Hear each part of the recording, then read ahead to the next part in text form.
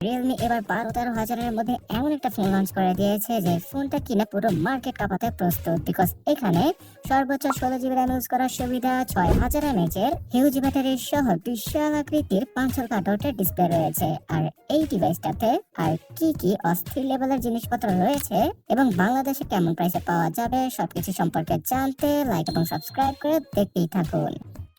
196 গ্রাম ওজনের সাথে আসা রিয়েলমি C75 স্মার্টফোনটার পেছনের ডিজাইন সকলের কাছে ভালো লাগতে পারে, বিকজ এখানে সিম্পল ট্রিপল ক্যামেরা কাটআউট রয়েছে। আর ভিভো T3 স্মার্টফোনটার মতোই পেছনের ডিজাইনকে রেখেছে এবার রিয়েলমি। পুরোপুরি প্লাস্টিক বিল্ডের এই ডিভাইসটাতে রয়েছে 6000 mAh এর হিউজ ব্যাটারি, যদিও কিনা ফোনটার থিকনেস শুধুমাত্র 8 মিলিমিটার। সিলিকন কার্বন টেকনোলজিকে হয়তো ব্যাটারির মধ্যে এবার ইউজ করেছে রিয়েলমি। আর এই ব্যাটারিটা অনেকটাই ছোট বাট অনেক বেশি ধারণ ক্ষমতা সম্পন্ন। সো এই কারণে 1 থেকে 1.5 দিন তো চোখ বুঝেই হেভি ইউজ করলে এই ফোনটার মাধ্যমে পার করা পসিবল। আর আমার মতো নর্মাল ইউজ করলে 2-3 মতো ব্যাটারি ব্যাকআপ দিয়ে দেবে রিয়েলমি C75 স্মার্টফোনটি। এখানে থাকছে 45 ওয়াটের ফাস্ট চার্জিং এর সুবিধা। আর এই 45 ওয়াটের ফাস্ট চার্জারটা বক্সের ভেতরেই পাওয়া যাবে। আর এখানে বক্স কন্টেন্ট হিসেবে USB Type-C data cable, SIM ejector tool সহ একটা ট্রান্সপারেন্ট টিপো কেসও থাকবে। 6.72 ইঞ্চি সাইজের ডিসপ্লের মধ্যে রয়েছে 90 হার্জের রিফ্রেশ রেট। তবে এখানে 120 হার্জ ইউজ করলে সকলেই খুশি হতাম। এই ফোনটার পিক ব্রাইটনেস 800 নিটসের কাছাকাছি, বাট ম্যাক্সিমাম ব্রাইটনেসটা 690 নিটসের, যেটা কিনা মৃদু রোদের আলোতে ফোন ইউজ করার জন্য পারফেক্ট। তবে তীক্ষ্ণ রোদের আলোতে কিছুটা ভিজিবিলিটিতে প্রবলেমে পড়তে হতে পারে আমাদের। ফুল HD রেজোলিউশনের সাথে আসা এই ডিসপ্লেটাতে আর্মর শিল্ডের গ্লাসকে প্রোটেকশন হিসেবে দিয়েছে রিয়েলমি।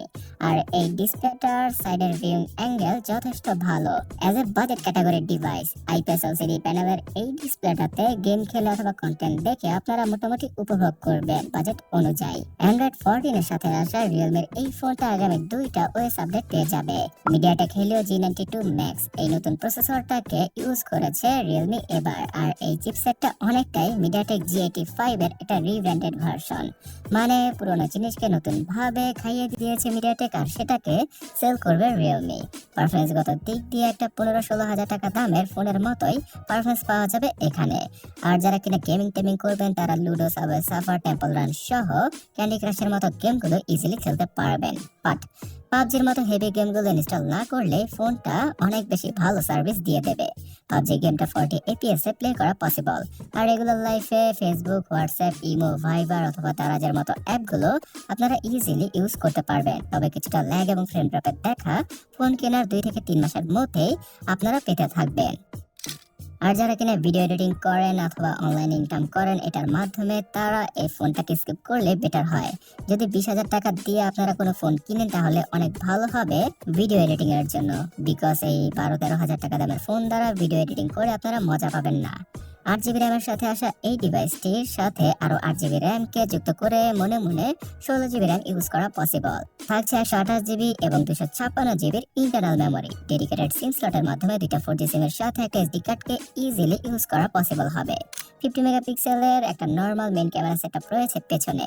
আর সেকেন্ডারি যে ক্যামেরাগুলো রয়েছে সেটা কোনোই কাজের না। 8 মেগাপিক্সেলের সেলফির মাধ্যমে একদম নর্মাল এবং বেসিক টাইপের ছবিগুলো তুলতে পারা পসিবল হচ্ছিল এই ডিভাইসটির দ্বারা। সো ক্যামেরার দিক দিয়ে মোটামুটি একটা আউটপুট দিয়ে দিবে রিয়েলমি C75। ফুল HD রেজোলিউশনে ভিডিও করা যাবে এই ফোনটার ফ্রন্ট এবং ব্যাক ক্যামেরা দ্বারা। থাকছে সিকিউরিটি সেকশনে সাইড মাউন্টেড ফিঙ্গারপ্রিন্ট স্ক্যানার সহ সফটওয়্যার বেস ফেস আনলক। আর জাইরো টাইরো এইরকম টুকটাক কিছু সেন্সরকে দিয়ে দিয়েছে রিয়েলমি। পাওয়া যাবে উপরে এবং নিচে ডুয়াল স্টোরেজ স্পিকারের সাপোর্ট। সো গাইস, যারা কিনা বাজেটের মধ্যে একটা নতুন ফোন খুঁজছিলেন তারা আর কিছুদিন ওয়েট করতে পারেন, বিকজ এই ফোনটার ব্যাটারি ব্যাকআপ মারাত্মক লেভেলের। আর ডিসপ্লে সহ অন্যান্য সকল ফিচারগুলো বাজেটের মধ্যে প্রমিসিং মনে হচ্ছে। তো বাংলাদেশের মার্কেটে আনঅফিশিয়াল ভাবে 15,000 টাকার আশেপাশে এই ফোনটা মার্কেট কাঁপাবে আগামী জানুয়ারি মাস থেকে।